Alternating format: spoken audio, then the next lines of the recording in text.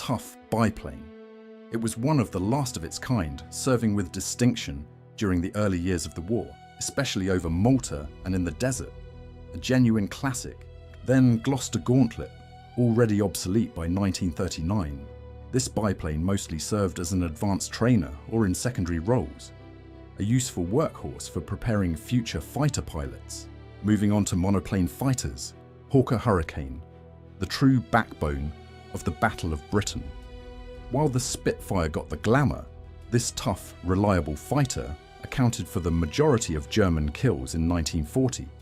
Easy to repair and incredibly robust, Supermarine Spitfire, Griffon-powered variants.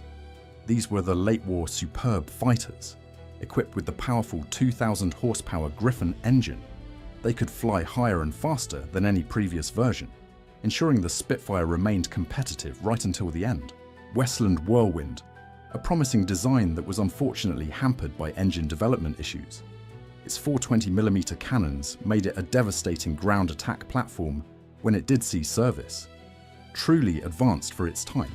Up next, Bolton Paul Defiant, a revolutionary but flawed concept. Its main armament was concentrated in a dorsal turret. While a failure in daytime fighting, it did achieve some success as a dedicated night fighter early in the Blitz. Continuing with late-war high-performance and jet fighters, Hawker Typhoon, initially designed as a high-altitude interceptor, it found its true calling as a devastating low-level fighter-bomber. Armed with rockets and cannons, it tore apart German armor on the Western Front. A massive brute of a machine. The next one, Hawker Tempest, widely regarded as one of the fastest piston engine fighters of the war. Its superb performance allowed it to effectively counter the German V-1 flying bomb menace later in the conflict. Truly exceptional speed, Gloucester Meteor, Britain's only jet aircraft to achieve operational status during the Second World War. Although it arrived too late to seriously influence the outcome, it signalled a monumental shift in air warfare technology. Next up, heavy fighters and night fighters. Bristol Beaufighter, nicknamed the Whispering Death. This heavy, rugged twin-engine aircraft excelled as a night fighter, torpedo bomber, and anti-shipping strike aircraft. Its versatility was legendary. De Havilland Mosquito fighter variants. The incredible Wooden Wonder. These fighter versions utilized their speed to evade interception, serving as highly effective night fighters and pathfinders throughout the war. Nothing else was quite like it. Hawker Hurricane 100 night fighter conversions. These adapted Hurricanes were equipped with A1 or air interception radar. They were crucial in defending Britain against the devastating nighttime attacks of the Blitz, a vital conversion. De Havilland Hornet, one of the fastest propeller-driven aircraft ever made. Though it barely missed seeing combat, it was developed during the war as a long-range fighter, showcasing incredible performance. Next up, Fleet Air Arm Fighters. Blackburn's Skua, an early Fleet Air Arm attempt at a carrier-borne fighter-dive bomber combination. It achieved the distinction of being the first British aircraft to shoot down a German plane in the Second World War. Blackburn Rock, a carrier version of the flawed turret fighter concept. It suffered from poor performance and was quickly relegated to secondary duties, proving that defensive turrets did not work well on fast fighters. Fairey Fulmar, a two-seat naval fighter adapted from the Fairey battle structure. While somewhat slow, its endurance made it useful for long-range patrols over the sea. Then, Fairey Firefly. This two-seat carrier fighter became essential in the Pacific theatre. Renowned for its long range and powerful armament, it saw extensive action against the Japanese in the final stages of the conflict. Then, Hawker Sea Hurricane, the navalized version of the ubiquitous fighter. It proved invaluable, especially when launched from CAM ships, catapult aircraft merchantmen, providing vital aerial cover for convoys in the Atlantic. Supermarine Seafire, essentially a navalized Spitfire. While it provided superior speed and agility, the narrow landing gear made taking off and landing on carriers a notoriously difficult and unforgiving business for the pilots. Up next, Grumman Martlet Wildcat, the British name for the American Wildcat fighter. This rugged, compact aircraft was critical to the Fleet Air Arm in the Atlantic and Mediterranean before Hellcats arrived, a tough little machine. Grumman Hellcat, the American successor to the Wildcat. This powerful fighter became the dominant combat aircraft aboard British carriers, particularly during operations against the Japanese in the Pacific. The next one, Vought Corsair, known for its distinctive inverted gull wings.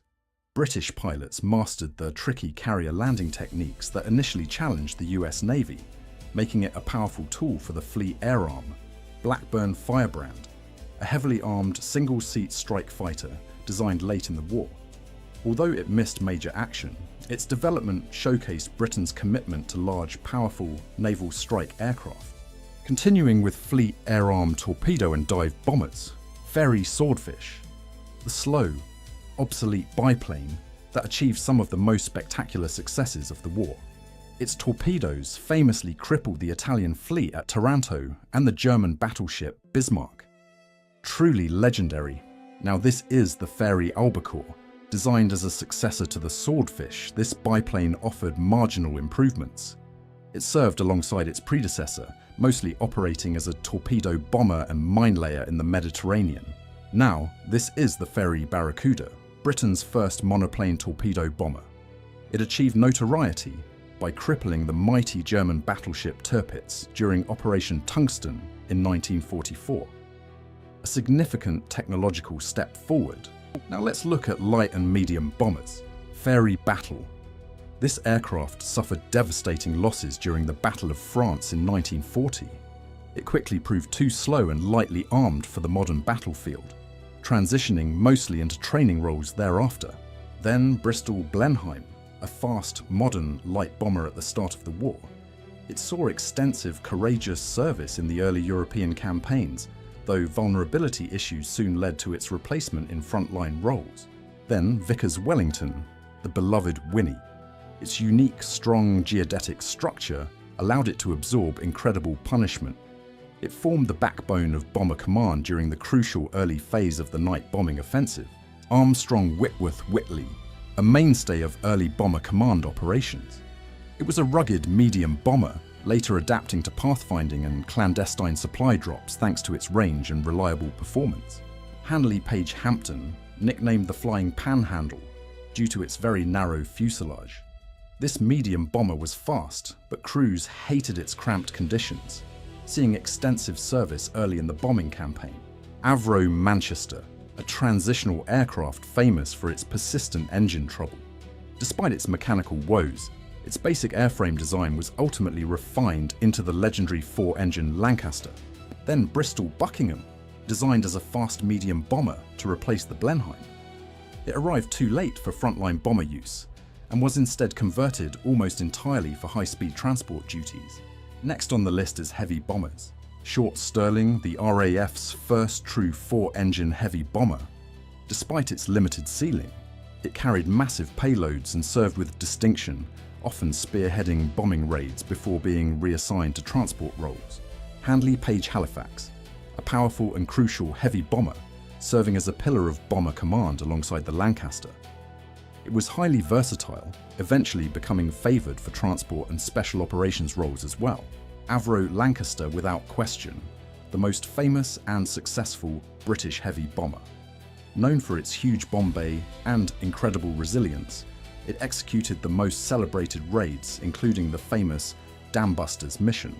Continuing with seaplanes and flying boats. Short Sunderland, known as the Flying Porcupine by the Germans due to its heavy defensive armament.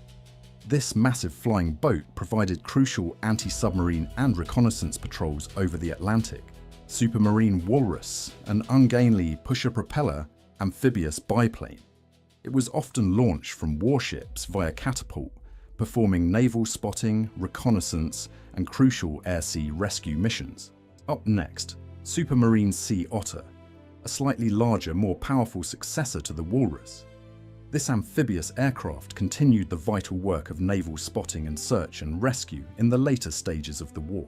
Supermarine Stranraer, an obsolete biplane flying boat relegated to training and coastal patrol duties early in the war.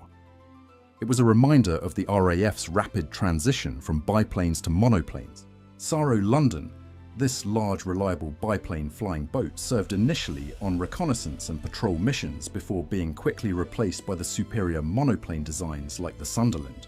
Consolidated Catalina, Lend-Lease, a vital Lend-Lease flying boat. Known for its incredible range and endurance, the Cat proved indispensable for long-duration anti-submarine patrols over the vastness of the Atlantic Ocean. Next on the list is land-based reconnaissance and army co-op, Westland Lysander. This